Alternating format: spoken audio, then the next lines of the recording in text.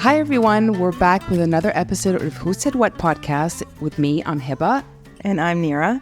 And today we have a lovely guest. She's been a friend of ours for many years, Maha Abouelenein. She is a PR and communications specialist. She's also recently an author. Her book is due out this November of this year. And so she is with us. And I met you in 2001. And she had when I joined Promo 7 Weber Shandwick, you were the managing director. And she had recently moved from the States, but you had already done so many things. So please just let us know a little bit about your background, what made you move from the States, et cetera, et cetera. Go for it. Hi, Hiba. Hi, Nira. Hi. Thank you for having me on the show. So one correction, the book's coming out in October, not November. I just want to put that out there so people can get it sooner than later. This is so fun. I'm so happy to be here. So let me tell you a little bit about the story. Like when we met, I was like fresh off the boat, as they say. Yeah. Yes, when people first move to Egypt after living in the U.S., like you make all the mistakes, you know nothing. You have no idea the culture, the rules, how to do anything, and you just fake it till you make it. Yeah. That was totally what I was trying to like adjust. I was born and raised in Minnesota. And in 1997, I moved to Egypt. My mom and dad had decided after living in the U.S. for almost 40 years that they were going to come back to Egypt and live the good life and have the good weather. We lived to Minnesota where it was freezing. And my mom was quite sick. She had multiple sclerosis. And so they wanted to live out their final golden years in Egypt. So I came with them, naively going, this is going to be an adventure. I got this. Actually, I came mostly for personal reasons to take care of my mother, who was very sick. And then I'm like, I got to find a job. I worked for Naguib before I met you. I met Naguib Sawiris, and he offered me to be his office manager. And I had just moved to Egypt, and I was like looking for a job at P&G or Coke or one of the, big multinationals. So you either worked for a P&G, Coca-Cola, Unilever, Pepsi, or you worked for a family office, a Sawiris, a Sweetie, or a Mansour. Those were the big players back in 1997. So I couldn't find a job at any of the multinationals that I was excited about. And so I went to go interview with the Sawiris family with all three brothers. Really excited about working for Samia and working for Guna. Was really intimidated by Nassif. I'm like, I can't work in construction. And then I went to go meet Naguib, and he's like, you should come work for me. Great, what am I going to do? And he's like, you'll be my office manager. And I'm like, what? What's an office manager? Like getting coffee and like scheduling meetings? Like are women in the Middle East like when they get jobs here, are they just secretaries? Like I was like extremely like upset. I was like we're smart. We can take other roles. We don't just need to be office managers or assistants. And then my dad was like, listen, you just moved here. You don't know anybody. The office manager in the Middle East is a very powerful position. It's like a chief of staff. It's like a gatekeeper. Anyone who wants to get through to Naguib is going to have to pass you in the office. Yeah. And so this is a good job. You should take this. And I was like really reluctant and really like I'm overqualified, and I was quite like arrogant and like thought I was better than that. And then my dad's like, you're going to go tomorrow and you're going to accept that job, and I don't care what he's going to pay you, you're going to take it. So much to my chagrin, the next day I went in, I accepted the job, got, whatever they paid me. I said I'd be happy to take it. And the next day I'm sitting outside the chairman's office, answering phones, filing papers. Making coffee? I didn't have to make coffee because I learned that in the Middle East they have office boys. And so they fetch cigarettes and sandwiches and coffee. And you have to really respect them. They're revered in the office. Like you work hard to get the office boy to respect you. So anyways, didn't have to do that. And so I did that. I worked with Naguib. It was an extraordinary experience. I spent 3, 4, 5 months trying to convince him that I could do more than be an office manager. Ended up just volunteering, stepping up, finding ways to add value, coming in first, leaving last, working on weekends. Like I got to prove to him that I can do more. And so he started to give me more responsibility and tested me and said, okay, try this and let's see if she can do that. And he'd throw me in the deep end of the swimming pool and see if I would swim, and ended up having an incredible career with him, and did the largest IPO in the history of Egypt, ended up working on the dual listing of Orascom Telecom on the London and the Egyptian stock exchanges, ended up working on the largest acquisition in the history of Egypt when he acquired Telecel, about 18 licenses. When was that? What year was that? 1997 to 2001. Okay. So I spent several years working for him, building Orascom Telecom. When I joined, he had just acquired Mobineo. He only had one license, and he ended with, I think, 16, 17, 18 by the time I finished my career with him. And then I worked with Link.net and Khaled Bashara, Allah yarhamu, and spent some time working with them on building partnerships for them and working with them. And I just saw that they exited the other day too. So it's kind of exciting to see how they're doing. Yeah. Wow. But tell me, with Naguib, you still are on good terms with him. You have a good relationship with him, right? I do, yeah. Okay. And how is it, I want to ask you, because you're working with a lot of high profile individuals now. Yeah. And with Naguib, you've had like a lot of history, a lot of experience with that. Is there anything unique about those people that that surprised you, or that you learned from, or that has shifted your career, helped you in your work ethics in some way or another? I think the biggest thing, like in working with like the Deepak Chopras, who I'm here with in Egypt, or the Naguib Zawirises, or the Gary Vaynerchuks, or the Eva Longorias, any of the people that I work with, like, one is you have to approach it in any relationship that you're trying to do. Is like, how can I bring value to them? Because they have access to people and money and network. So you really got to spend time listening to their business, listening to what do they care about, and then add value in that. Like, that's what I have to spend time, because I'm like, Naguib has everything access to him. Like, what am I going to do for him that he doesn't have access to? So I have to listen. I have to be observant. What does he care about? What does he need? Where's the areas where I can add specific value? Why am I qualified to do it? So I'm always constantly thinking about anybody I work with, whether they're well-known, high-profile chairmen, CEOs, companies, celebrities, athletes, or, people that I work with in business in any companies. Like, how am I going to bring value to them, and how am I going to make sure that what I do is unique to my experiences and skill set?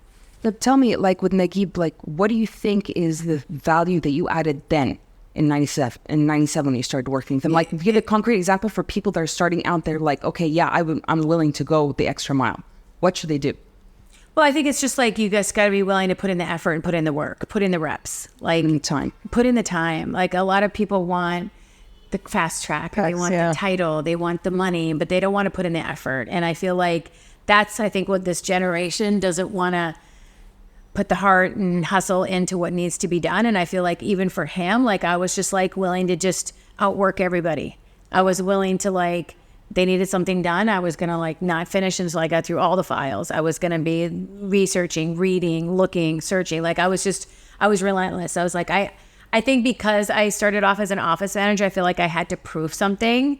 And so that really drove me to like put myself in overdrive to probably do more than I would have normally if I'd have had like a marketing manager's job, because I felt like I would have had a role that I deserved and that I was at that level. But I was like, oh, my office manager, I'm not going to do that. I got to show him that I'm capable of doing a lot of different things, even though I didn't really know how to do them. I was just going to work hard to figure it out. Yeah.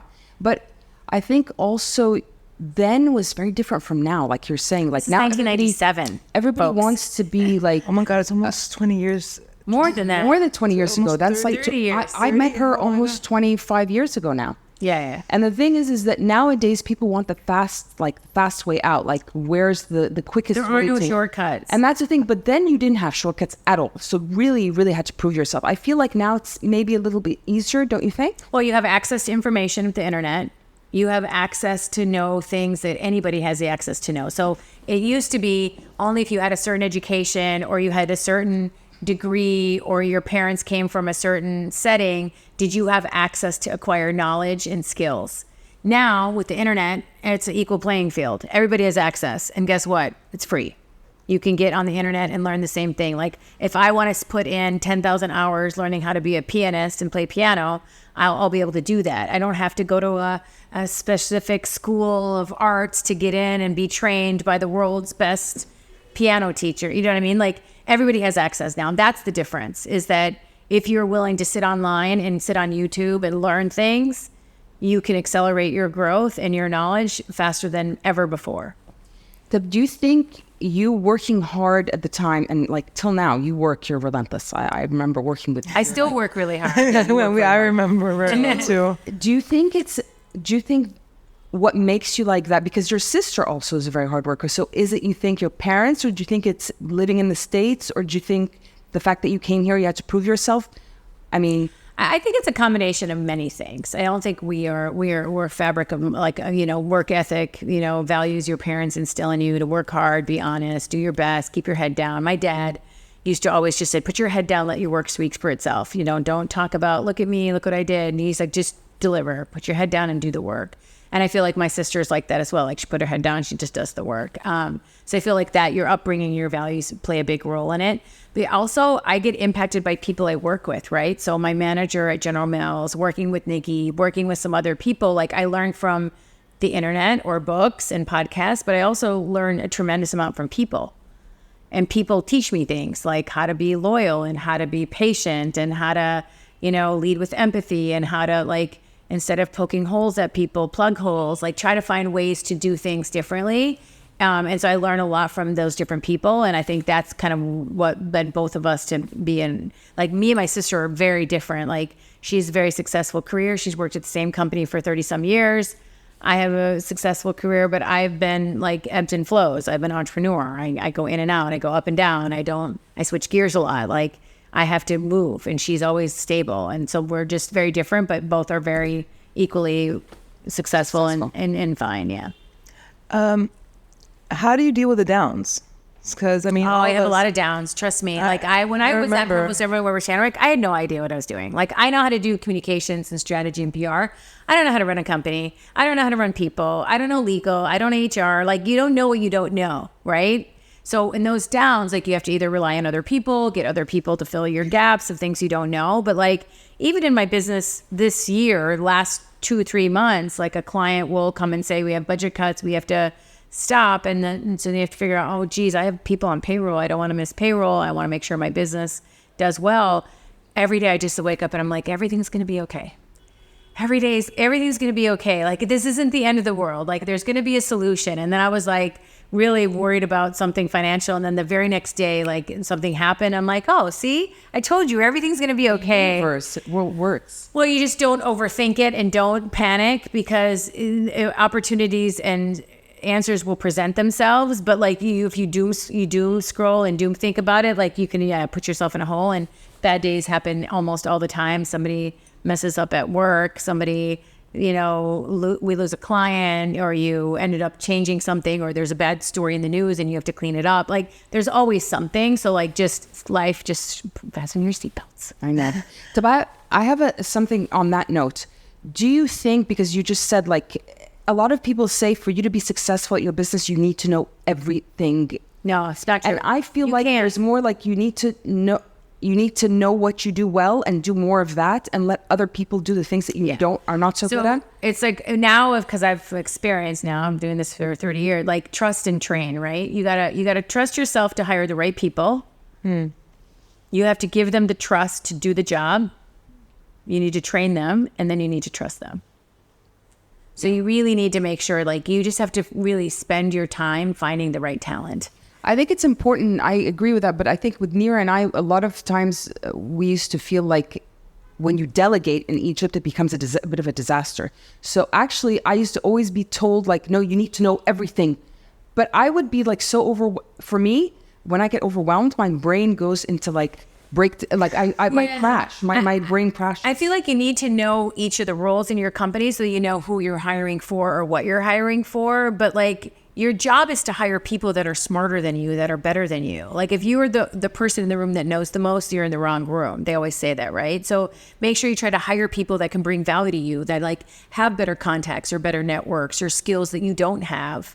Like I want my team to operate without me, because when I come overseas for like a week or 2 weeks, the company just stays running, and it does, because we have a system, we've got the people, we train them, we trust them, they know how to operate. I'm in a completely different time zone, and I don't worry about my business at all whenever I travel. How big is your team?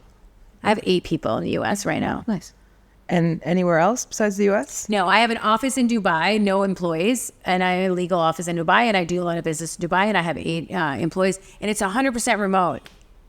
It's amazing. I love it. I have team members in Brazil, Las Vegas, Colorado, Los Angeles, Chicago, New York, Florida. I think I don't have ever missed anybody, but yeah. So, and we all we like it. You don't have to commute to work, and you can do your job from anywhere, and you have the flexibility to like be done and go live your life which is what makes you happy. I'm torn about that, I have to say, because I like the fact that I don't have to be stuck in traffic or going places, but at the same time, it doesn't make me so productive. It makes me a little less productive. Recently, my job is I can't do my job remotely. Yeah, you have to do it. I have to do it in person. And coming back to that thing that you said, that we didn't hire a lot of the people, by the way, so they weren't under our management. You mean the 4 Fat Ladies? The 4 Fat Ladies, when we merged with TBS, when it was just the 4 Fat Ladies, yes, it was just you and me and whoever we hired. But what I'm saying is, even the 4 Fat Ladies, when we hired people, even if I interviewed people when I hired them. A lot of times I hired them because I felt like, okay, this person's good at social media and I don't like social media. They'll do that. But I felt like everybody's like, oh, but no, you have to do it all yourself. I actually ended up a lot of the times doing so much of the stuff myself, because the captions would come didn't make any sense in English. And I'd be like, what does that mean? Or there was, right? You remember? These things were just so off the mark. And I had to, one time I literally went back and forth for a day. I said, can I get a call? No, we're busy for a call. I was like, you're the client. My time. I'm going back and forth in emails literally for 24 hours. An agency fired us because I lost it, actually. As you can imagine, you're lost it. No. Yeah, but you know what? If you're not, it's your brand, it's your baby and your business. I feel like for stuff like that, though, even when you work with agencies, you have to, in order to have a good agency, you have to be a good client. So you have to give them good briefs and materials and guardrails and what you want, telling them exactly the do's and don'ts. And if you give them those guardrails and they can't do it, then you need to be on your business. You know, it's weird though, because I was an agency, we were agencies. So I remember, I would tell my clients, send me a proper brief so I can give you a proper plan based on your brief. On your brief. Getting a brief is the worst. They don't know how to adapt. Give them great briefs. We used to give them great briefs, and they come back and I'm just like, what is this? What are you giving me? The brief. I'd be like, I find that, you worked in Cairo. Yeah. You worked in Dubai. I can't believe I worked here for 15 years. I was in the highway today going, how did I live here for 15 years? I'm in traffic going, I can't even imagine this was my life every day. Because it's difficult. You have to micromanage a lot. No, literally. I would be at a loss sometimes. What the hell is this? Did they read the brief? And I'd call, it just completely off. I flipped out. at an agency. They're telling me what the time we give them a brief. It was a brand new brand. You can do anything with it. Be creative. Go nuts. And you're a creative business too. Exactly. And then they give me, you think your store should look like this? I'm like, you're not an interior designer. You're my agency. Yeah. I'm like, do what I asked you to do. What is this? I know I had every right to flip out. So it was just ridiculous. Don't worry, we forgave you for that. But I find I don't know about this new generation. I kind of feel bad for them, because when I worked, I always had people I could look up to. You know what I'm saying? I always learned from, when we worked together, I learned a lot from you. I learn a lot from all my bosses, but you find there's so much less substance now with management. There's a very high turnover in these companies now. I remember all the time. I'm seeing 23, 24-year-old vice presidents. I'm like, what? Seriously? This girl was in JWT. I met this girl, I think she was in JWT, and she's like, I'm like, so what's your position? I'm a managing director or something like that. I'm like, I was like, wait, how old are you? You're 23. She's like, yeah. I was like, this is very interesting. I don't know how. Managing director of what company? JWC was just one of the best advertising agencies in Cairo. Wait, I'm not kidding. 23? She was 23, 24. I'm like, I was just like, I'm not going to say anything, because in my mind, I'm just like, what experience do you have? But you know what? It is really scary. At 23, I would have never had the confidence to be not anything other than just a junior assistant. No, but I find that just shocking. You usually get those titles when you have years of experience, not when you're just junior. Anyways. Yeah, times have changed. From 30 years ago, it's very different. And this new generation, there's a sense of entitlement that they have. It's very strange. It's like, do your work and I will recognize you for the work that you do, but don't come and sit, I deserve this. I'm like, you haven't done anything. Or they want praise on every step of the way, everything you need to appreciate every single time. I've had a lot of colleagues of mine that have companies, and they're like, if you don't give them a pat on the back after everything, they went, oh, we're not being appreciated. I'm like, oh God, if you keep giving out the praise every day, then how do you know that's what you get paid to do for your job? That's your main focus, is to do that. When you do something extraordinary, of course you should get above and beyond, but he was telling me about it. I'm like, I said, just give him pats on the back. Like, you know, you have to learn to be intuitive to what makes them happy. And if that's what they need, then you have to give them what they need. Yeah, well, okay, so note to self. Note to self. 20-year-olds, we need to pat them on the back. I have another question. Sorry. So you work with all these very you've worked with and are working with these very high profile people. Do they have a singular like traits that you find is what helps in their success? Looking at you, and I say you're very successful, you're very driven, you're constantly learning, you're constantly teaching yourself, you're constantly up to trends. I mean, I remember you. You're you're constantly posting books that you write. I'm like, I don't even like. You have a room filled with books. I just remember that about you. I've always been curious, and I feel like that's the number one trait. Like, I'm 54.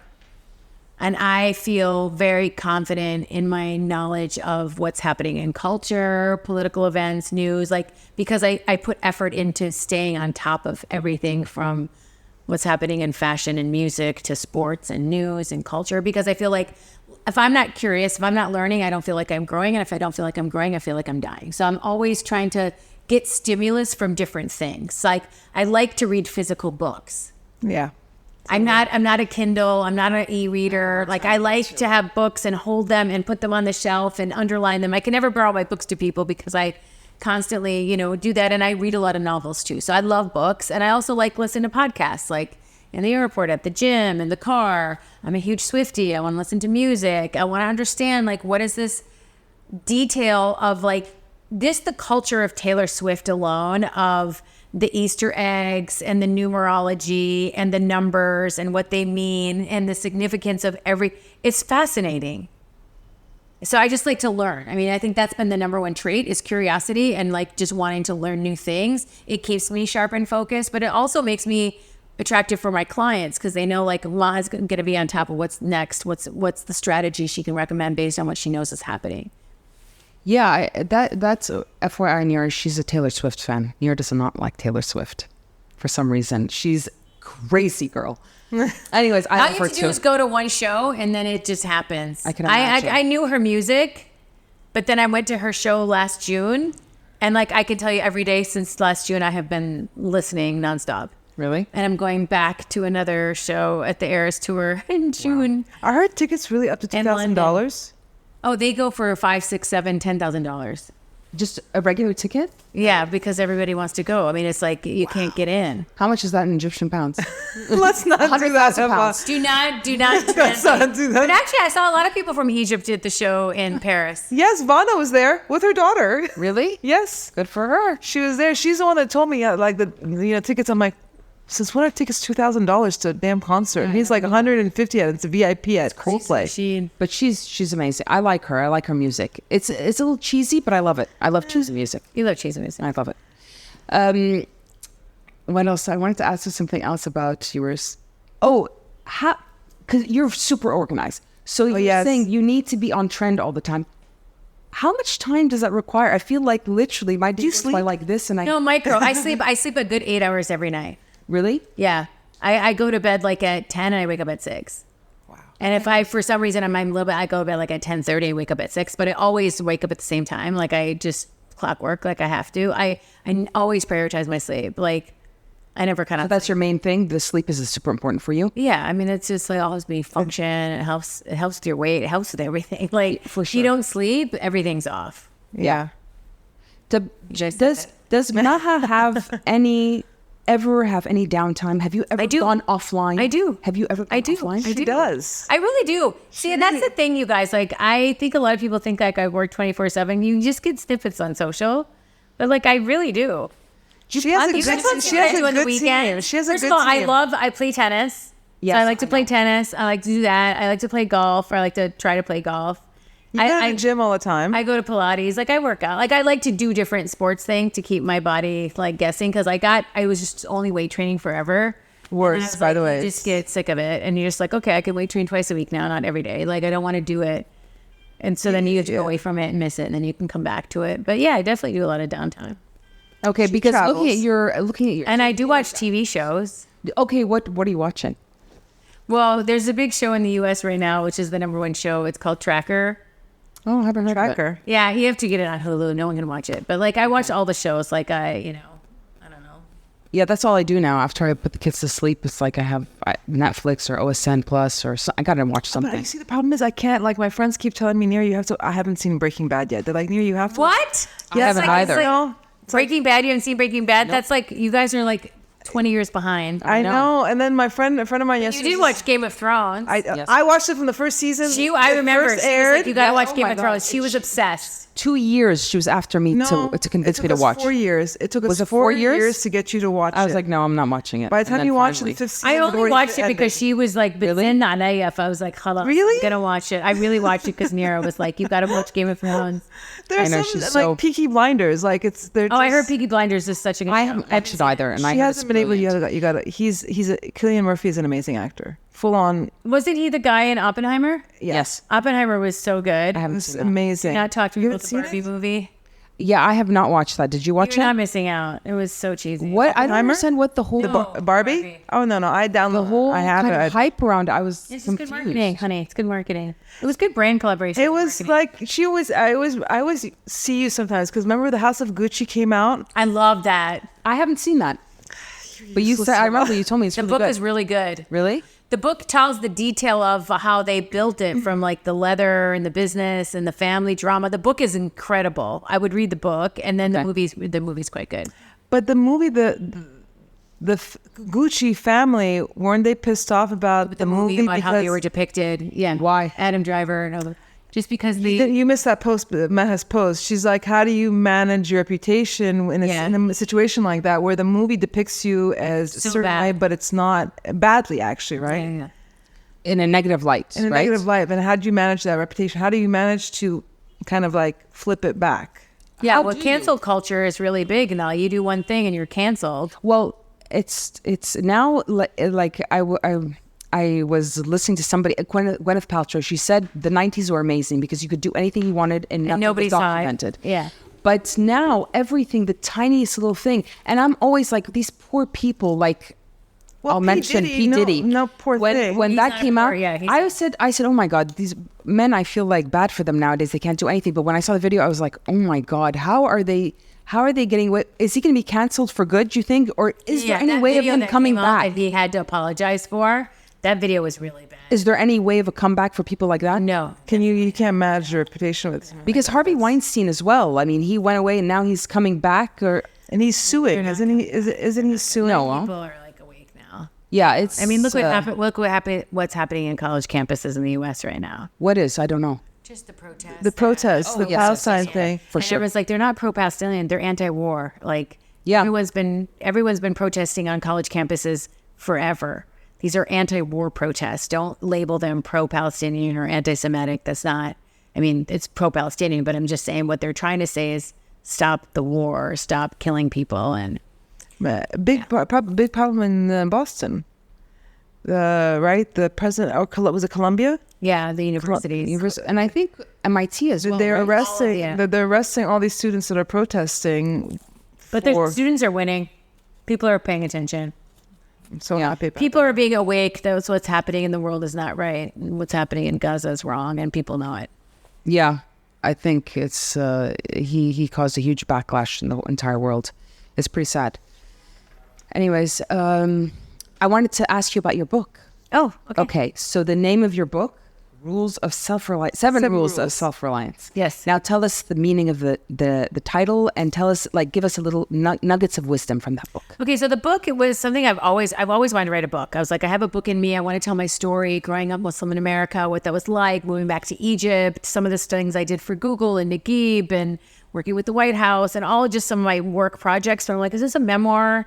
Is it about growing up? Is it a business book? Is it a leadership book? I'm like, how do I do this in a way that brings value to people? Because I do communications. I want people to have that playbook. I thought it was going to be a memoir, actually. It's not a memoir. It's not. There are some personal stories in there. And there's a lot of like things that I did at Netflix and at Google and some work stuff just to illustrate examples. And people can see, like, take you behind the scenes of some really big things that I worked on.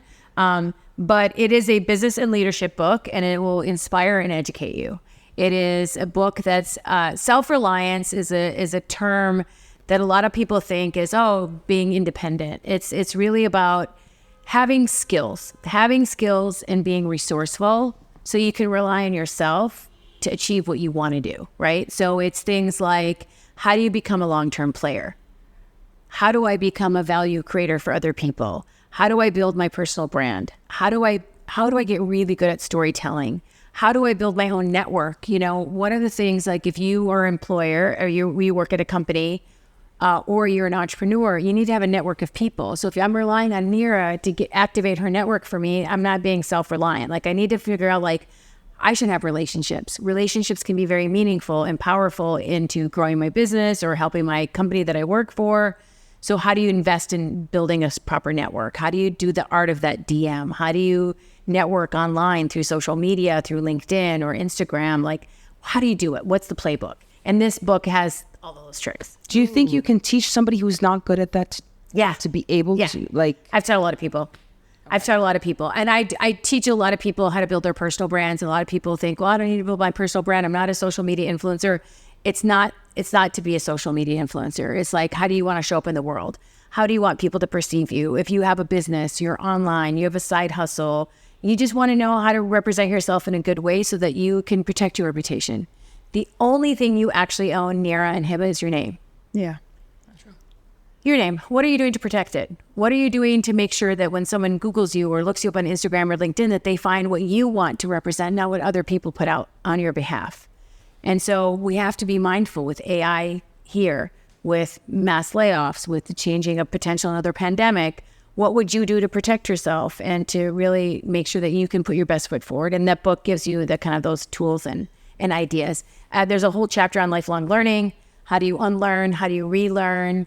Where do I go to learn? What are tips you guys can do to be really sharp and bring value to other people? It's really fun. I can't wait. Do you think it's very important to do personal branding if you want to be successful, or can you do it without being on social media? Or here's what I'll tell you about. Personal branding equals reputation. Do you think your reputation is important? Fuck yeah. Okay, exactly. Then you need to think about it, right? You can have the best sales, the best marketing, the best supply chain, the best product, but if you have a terrible reputation, no one's going to talk to you or work with you or work for you or buy your products or download your app. Personal branding equals reputation. The end. Even if it's not a bad reputation, if it's a non-reputation, like you don't have, like you're not on social media, you don't like to do that. I have people, a lot of executives who aren't on social media and they don't want to be.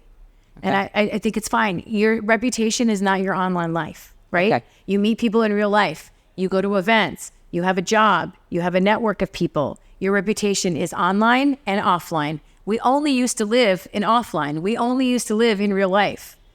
Did we not care about our reputations in real life? Of course we did. Of course we did. And so that's why people need to think about their personal brands, because it's their reputation. And I help some of the most powerful people in the world build and protect theirs. And so in this book, I talk about the playbook. What do I tell them? What are some things you need to avoid?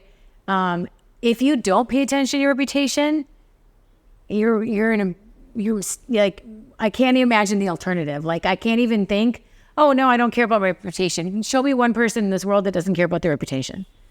Yeah, it's true. But have you had anybody that you've worked with that was a bit reluctant or maybe not so good at that? And yeah, I mean, I work with a lot of people who are like, okay, here's the deal. I work for this company and I'd like to work on my personal brand, but I want them to think that I'm promoting myself. Yeah. How should we go about it? When you send me a scope of work, but don't say that you're building my personal brand. Say that you're building the reputation of the company, because they don't want to be seen like it's self-serving or self-promotion. And I'm like, personal branding is not about self-promotion. It's about idea promotion. What are your ideas? What are your thoughts? What are your thought leadership? And so I spent a lot of time in kind of walking senior leaders, executives of major companies, try to navigate around. I don't want to be seen as I'm just out there to promote myself. But at the end of the day, people follow people. They don't follow companies, right? It's true. Somebody was just saying that people are not buying what you're selling. they're buying the person behind, so they're buying you. Yeah, see, we have an emotional connection, right? Just think of a very simple thing. Nike is a company, right? It's a brand, sportswear company. But we like to follow Serena Williams and see how she's performing. Kobe Bryant, Tiger Woods. Tiger's not with Nike anymore. But just, we like to follow the people behind those brands. For sure, they're exceptional, so they're inspiring. Yeah. For somebody who wants to work on their personal brand but is not really very savvy at that, what is your recommendation, like, to start any little steps? What do you think? Good question. So want to think about it, it's like, what do you want to be known for? What do you want to do? Like, what is the ideal perception that you want to put out into the market, and like, how can you be consistent in doing that? So the first thing is kind of defining it, doing an audit. Like, okay, I like photography, I like pottery, I like yoga. I really want my personal brand to be about the things I'm passionate about. I love baking. I love, find out what the first question is. What is it that you really feel you stand for? Like kindness, teaching children, riding bikes, art, craft, whatever, travel. Find out what it is that and then figure out how you're going to do that. Like, what is it that you can do consistently? Is it doing a podcast? Is it taking pictures? Is it writing a blog? Is it writing posts? Is it, you have to figure out how is the way that you can do it consistently. Yeah. And that's the key. Like, what can you do in your sleep? What do you always talk about? And then you're like, oh, geez, I didn't realize my personal brand is about books. Like, I love talking about books. I love collecting books. I like buying books. I like recommending books. I like reading books. And maybe your personal brand is about making the world's biggest book recommendation list or book club. Like, depending on what it is you want to do, but find the thing that you can do consistently and that you already do in your sleep that doesn't take effort. Because if you think it's going to be a lot of effort, then you're not going to do it. Yeah. Consistently, you mean like weekly, obviously, right? Several times a week. Yeah, don't disappear. Consistent is however you define it, I think, right? Yeah. But just that it's regular, that you don't disappear, that you're not like here one day and then not tomorrow. Yeah. Because your audience, so when you make a connection with your audience and they get used to it, like, I want to see the show every week. When's the next episode dropping? That's the hardest thing is doing something to keep it up. And what if you think they do it consistently, but they don't get necessarily positive feedback? Do they pivot, or do they just keep going and eventually it'll take? So I feel like listen to your audience, like get feedback from your audience. So that's like the key thing. So it also too, like if you're trying and you feel like, oh, no one's listening or no one's viewing or I'm not getting anywhere, I'm not growing, just keep at it. I'll tell you a story. There's a woman who wrote a book, and she, I saw the story on Twitter and I saw it on the news. She wrote a book and she was having her first book signing event at some bookstore, and people sign up through some like Eventbrite where you sign up, and like 20 people RSVP'd to come to her book signing event. And she had the book signing event and only 2 people came. And she was devastated. And she went on Twitter and she's like, I have to tell you, I'm heartbroken. Today was the launch of my book and I had this book signing event and only 2 people showed up. I'm really embarrassed. She tweeted it out. That's smart. She was very vulnerable, and she was heartbroken. I'm like, I would have never had the courage to post on Twitter that no one came to my event. Like, how embarrassing. And she was really upset about it. And then the beauty of the internet, like one person saw it, another person saw it, somebody else saw it. And then all these famous authors, Margaret Atwood, Stephen King, Jill Hillebrand, like famous authors saw that, and they're like, and told the stories of when they had their first event and nobody showed up and no one bought their book. And, these are world famous authors today. Anyways, the story continued to grow and snowball about all these, and then it became a trend that all these authors were talking about the first crisis of when no one showed up for their book signing. And then she started getting on the news, and then the Today Show, and then all these outlets did stories about her. Anyways, her book started like selling out, and people bought it online, and then people asked for her foreign rights. And anyways, the moral story she ended up doing, it was a sci-fi. It's a very interesting genre that she had, fantasy sci-fi that she wrote in that genre. And the moral of the story is you have an audience, you just haven't found it yet. And so just stay consistent into telling your story. Stay consistent in being who you are, writing your book, doing what she was doing. And then she found the audience. And now she's a best-selling author. But like, she really had to put herself out there being vulnerable and talking about her experience, which led to that outcome that no one expected, including her. Yeah, I can beat that story. but I'm not consistent, and I didn't really want to promote my book. I don't know why. But I wrote the book, and I had a book signing. This bookstore, I don't know, in Maadi. And I said, oh, great, Maadi, they read English books, so it'd be a good market for me. I went there, not one person showed up, not one. I was like, I didn't tell anybody about it. I was like, oh, they're like, where were you? I was just like in Maadi having coffee with friends. I was like, you didn't even tell me about it. No, I told people about it after. I posted about it. And they posted, the bookstore posted about it, but there were chairs like put out and there was nobody. But a friend of mine, Madwa, came with me and she was taking pictures. I said, waited for an hour. And then I said, okay, I'll just look like I'm signing the book. I was like, so I opened the book. I'm like writing or signing it. And like, oh, thank you for coming. Thank you. Here you go. And it was like handing it to no one. It was absolutely ridiculous. But at the time, I didn't really want to promote my book. Why? And I haven't since then. Hava. I don't know. It makes me feel a little like uncomfortable. self-promotion. She doesn't. I don't necessarily, but I'm getting a little more into it. It's not about self-promotion. Yeah, I That's know. my point. You Yeah, have work that you feel proud of. You want to put it out into the world. You need to connect with the audiences. You need to sell it yourself. Like, And I a think my personal book- brand is like a personal thing. It's not something you can outsource to somebody. And I think my book is so funny. I really It's do. hilarious. I remember Oh, when you it's sent me funny. the manuscript, I was so jealous. I'm like, oh my God, she did that so quickly. I had a dream of writing a book and then Heba all of a sudden she's like, here's my manuscript, read it. I was like, dang it. But it's okay. Maybe I probably should start promoting it. But okay. think? Yeah, You should. I will. But you talk I also. can do a bundle. Okay. We can do promo together. For sure. There's also this trend now of faceless marketing, which Faceless I saw it marketing. and I was like, this is appealing to me. I don't mind being there, but sometimes I don't. I did a whole post about it. So faceless marketing is really marketing where you don't have to be in the videos or on the posts. So you can share infographics or share scenes and put copy on the posts. And it's really effective. Who does it work with though? Can anybody, like, if I... It works for companies or it works for individuals. Yeah. And it's beautiful. Like, I did a whole post about it. I'll send you something that you can put in the share notes for the listeners of this podcast of like how to do faceless marketing 101. It is not a trend. It is actually here to stay. I believe that a lot of people have a story and want to share and connect with audiences, but are really, subconscious about what they look like, or they don't have the wherewithal with the equipment to do something where they're physically in it. And I find that it's an effective method because what people care about is the content. They really care about what you're saying. Obviously who's saying it has to be somebody who is credible and knows this information. But I feel like if your content is the hero and does well, you'll be able to grow your business. Yeah, it's interesting. I've seen it recently, and it's First time I hear of it, actually. Yeah. Very cool. Yes. I was going to ask like a little more personal things now.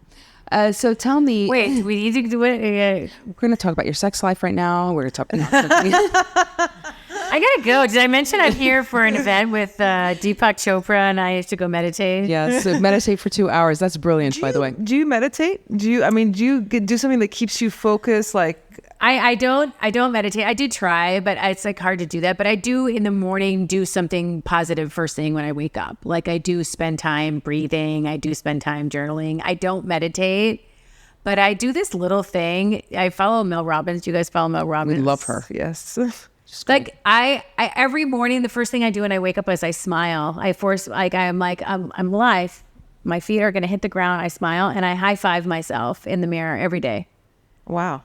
But It's actually something that's a positive affirmation that she said to do. And I love it. It's like, I'm here. Let's go. It's the 5-second rule.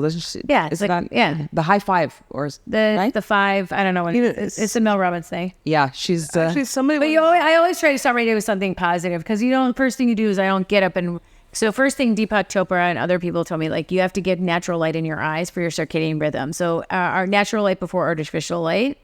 So don't pick up your phone first thing in the morning. Like yeah, I don't do that anymore. Thank God. The circadian rhythm is really interesting though, because a friend of mine was telling me he's into the when you're up It's so early important. before the sun rises and your eyes naturally adjust to the sunlight. It's actually extremely good for your internal system. Circadian rhythm is your it's so internal important. system. It's so important. And I have a dog, so right first thing I do is I get up and I take Coco out. But and that helps me get in. Yeah, she turned 15 this year. Oh my God. Funny story. Like she turned 15 a couple weeks ago, and we were talking in the family chat and they were kind of giving me banter because I'm like, hey guys, it's Coco's birthday. We need to do something for her. She's 15. Like, it's a big milestone for a dog. And then they were like, oh yeah, you're going to have a party? And I'm like, yeah, let's have a party. And then they were like, okay, well, let's drinks and blah, blah, blah. Let's have a big party. They were joking.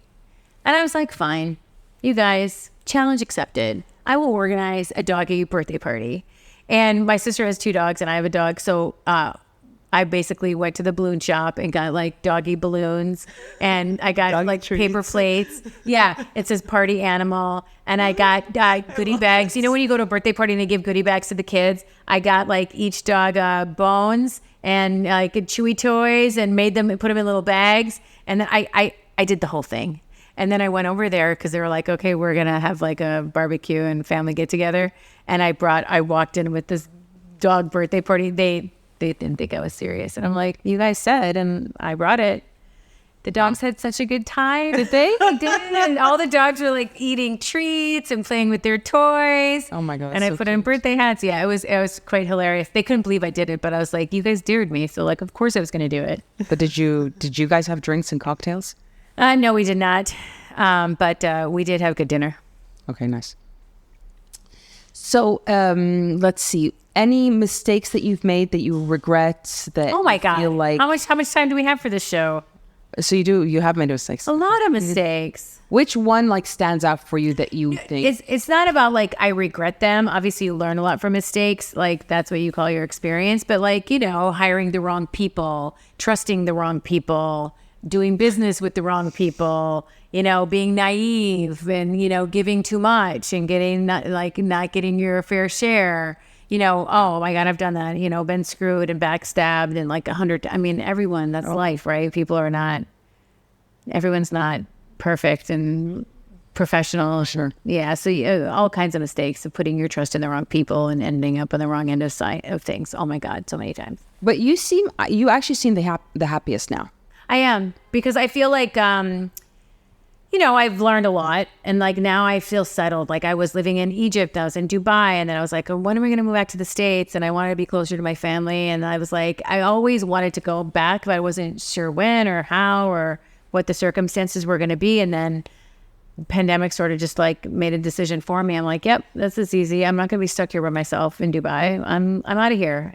And after living overseas for 23 years, I moved in 24 hours. Are you happy about the move now? I love it. Well, you're around your niece and nephew all the My time. niece and nephew. I love because they're so close. I love sports. I go into NFL games and NBA games, and I can ride my bike and I can walk everywhere and I can go to the grocery store and like I travel a lot. I mean, I come to the region a lot. I come to Egypt and Dubai quite a bit, but it's the reverse now. Instead of living in the region and traveling there, I'm based there, and it's just better lifestyle for me. I was working a lot. I was like 25 pounds heavier. Like I just was like, you know, just grinding and working and not taking care of myself. So do you think like the closest people to you are your family? Yeah, 100%. Because you do socialize a lot as well, I noticed. So do you have like a very close knit of friends, or is it mainly family? Or is a little bit of both. I mean, I have like different circles of people that I interact with. Like relationships are really important in life. Like you got to have friendships. You have to have girlfriends. You have to have family. Like you have to have different relationships. That's one thing I did learn. Like you can't do this life thing on your own. You need support. And it comes in many forms, from people you work with that you spend a lot of time with every day, to your family, to your friends. And you have to have different conversations with different people. You don't talk to your family about the same things you talk to about your besties, and vice versa. So like it's so important. Like just having relationships, is we learned that in the pandemic, is like survival. It's like imperative. It's good for the soul. Yeah. I find, like I was just telling Nira this the other day, I find the most important thing to me as I get older is the connection and the conversations you have with different people. Exactly. I love that. That's why we decided to do the podcast. We said, we talk all the time. We can at least talk, you know, and talk with other people that can inspire us and we can connect with, because I think that's so important. That for me feeds my soul. Yeah. Like literally it does. It's I like, love it. I'm introverted generally, but Nira goes out very often and she's not, and she's more extroverted. I can't be. I don't go out a lot. Like I might do social things around sports. Like I do pickleball league with a bunch of women that I know, or I'll do tennis league with friends. Like I might go for a nice dinner, but I don't I don't enjoy it as much. Like, I don't enjoy, like, you know, going out, staying out late, being tired the next day. Like, I just don't. Yeah. Me, I'm like, and a lot 11 comes, I'm just like, they're like, Nira, I'm just like, I'm dreaming of my bed. I'm not even about sleeping. I just want to be home in my bed. I can't. Not Some people go to talking. bed like at 9. I'm like, that's really early. No, I like, can't go I to bed really at try 9. like 10 o'clock. I'm like, okay, let's start to wind down to go to bed. But like, it's hard to go to bed early. Yeah. Like, But I can't. And I was telling him one time, like, it's to me, I don't want a lot of friends, but the friends that I do have, I want them to offer substance in my life, to add value to my life. Yeah. Because so many times as you get older, you start to realize that there's so many people that are adding nothing but negativity to your life, and there's no And they're draining you. substance. They're draining. They're And draining. that happens very often here. I hate to say it, but here I think it happens often. And at the same time, I notice now, I think that's what deters me from going out more now, is not the fact that I don't want to be out late, because we go out early. But then I get there and I leave and I feel like Talk. it was like, Nothing. that was so damn boring. Like sometimes I feel it's like pulling teeth. Like, and for me, it's like I'm just coming up. I feel like I start to become like mom, just saying random things. Yeah, you just want to be saying something because otherwise I'm like just sitting there in silence because I have nothing to say to some people, and what they're telling me is just so uninteresting. Yeah, and you want to be like relationships of substance. You want a real connection. You want to like Learn. Yeah, learn something. and I find it difficult. I mean, I read. We should do a book club in Egypt. Because By the way, we you know, like like, books. I love but- that. You love guys that. totally do that. But I like these types of books like yours. You know, like I can read novels, but not very often. Like I like novels sometimes, but I like to read them in French for some reason because that's where, you know, I keep up with the French language is I read novels in French. But I generally love these kind of books like that teach you something new, like the Jim Quick Limitless Yeah, thing, so good. Jim's or book's Jack amazing. Canfield or Tony Robbins or So good. So yeah, good, those so good. ones. And I have that book of Robert Iger, Ride of a Lifetime. I need to that's read. a great book. I Yeah, read that book. apparently It's good. this was after he He left resigned, but Disney. he went back. He went back. apparently. Yeah. It's such a good book. So I have to read that. Fascinating. Have you finished Breaking the Habits of Being You? Yeah, I've read that a long time. Joe Dispenza. Yeah, that's a great book. I love that book. Yeah. Yeah. Wow. You guys are like on the same page. I'm like, give me a fiction novel. Like I start to read those books and I'm just like, oh my God, I'm falling asleep. No, I read them so fast and like you, help because I need it. to have them because I need underline things because I forget. It's I like read brain so candy. many, and so like I need to underline them. But yeah, 2 minutes. Yeah, one last question. Let's see. I want a recipe from you guys. Which I read it one in I particular. don't know. Everything smells good in this house. Nira makes the best chocolate chip cookies I now. want to come to your house for Thanksgiving again. Yes, are you gonna be here? Are you gonna be No, here? but like I remember coming to your house for Thanksgiving. It was so good. It's the best. We didn't And have it I last miss year. Nira's carrot cake. Sweetie, next time tell me when you're coming and I'll make it for you. I And the honestly, I thought you cheesecake. were going to get her something today.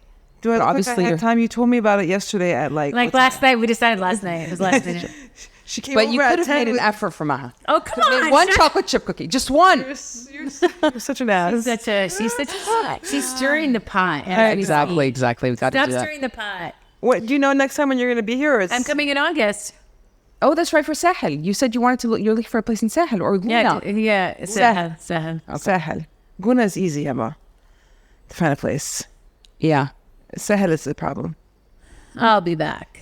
Okay. Yes. Now when you come back, I'll make. I want to have chocolate chip cookies and carrot cake. So Yes. now I'm doing Carrot cake for is- two things. The carrot Two cake is things. really good.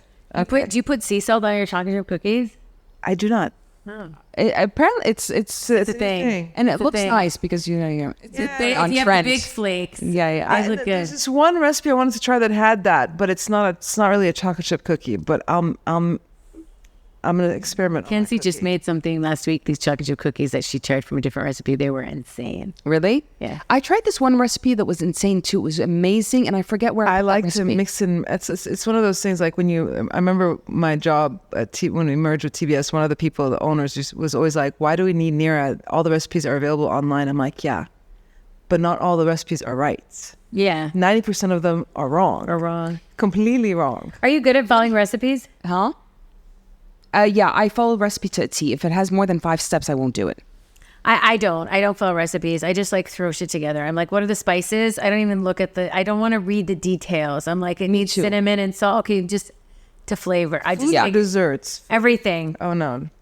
Yeah, I know. Kenzie goes. Kenzie "Mama, goes you can't nuts." do that. Like you have to have a measure. Yes. and- Nira does that too. Weigh it 1 gram off. I'm like everybody's just like my whole family. Why are you weighing thing? I'm like it's much more accurate. Well, no. Then I didn't know. I didn't know that like a measuring cup is like, you can't just use the. It's not necessarily the same weight as You have what- it. Yeah, I did. You have it. There's a measuring cup for liquids. Is different than the measuring cup Oh, for I didn't dry know that. stuff.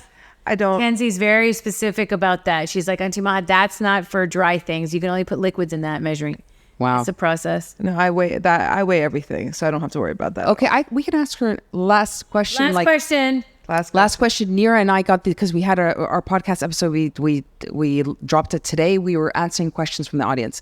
One of them is, can you truly be happy single, or do you think, what was it? Oh my God, I can't remember, and I just listened to the episode. Yes, you can be happy, single, married, anything. Yeah, I agree. The end. I agree, and I think women, as we get older, we're happier single. Well, I'm not single. We're more but independent. We're think, more. We're less because we needy. were just saying this the other day, because men become more needy with age and women become less needy with age, and we were very self-sufficient. So like when I see the difference between my father and my mother, I hope they don't listen to this. My mother loves being single. She's like great. She's, independent. She works, she reads, she does things. She's very active. And my father, on the other hand, like retired like 5 years ago, or maybe it's longer now. He's really And needy. He's bored. Yeah. He's bored, and he wants people around him all the time. He calls us so many times in the day, and it's like, I was like, Dad, you didn't even ask about me when I was a teenager this much. Like, he didn't care. He's like, Well, they have whatever. more time in their hands, so they're more emotional yeah. when they get older. For sure. Their needs change. Ladies, thank you for having me. Thank you so much for being here. I love it. I love you talking. guys. Yes, Love you we love too. we You're love my when you get Egyptian here. sisters. I know. Yes, definitely, always. And we want to remind everybody, follow, I'm sure most of you are following Maha Abouelenein, but Maha Gaber on Instagram, LinkedIn. She's got her book, The 7 Rules of Self-Reliance, coming out in October of this year. Yes. So get on the wait You list. can order it now on Amazon. Yes, you got to And she pre-order has that a book. podcast. And you I have have a your podcast called Heavy podcast. Tech. Yeah, but see, the thing about consistency, so like I'm busy, so I have a new season that's coming out. Okay, cool. We love doing podcasts. We got to be on that podcast. And it's so interesting to follow her. Seriously, she's everywhere. Her clients are super interesting. It's She's somebody fantastic. to aspire to be like. So we're so happy Definitely. that that's you so sweet. agreed to be on the podcast, and we're so happy that we saw you, and we will see you again very soon. August. Thank you, everyone. Yeah, every time I come to Egypt, I have to see you guys. Yes, And if definitely. anybody has a question for Maha or for us, please DM us on Who Said What podcast on Instagram. And don't forget to follow and subscribe. We drop a new episode every Wednesday. So see you then. Have Bye, a guys. great day, everybody. Bye.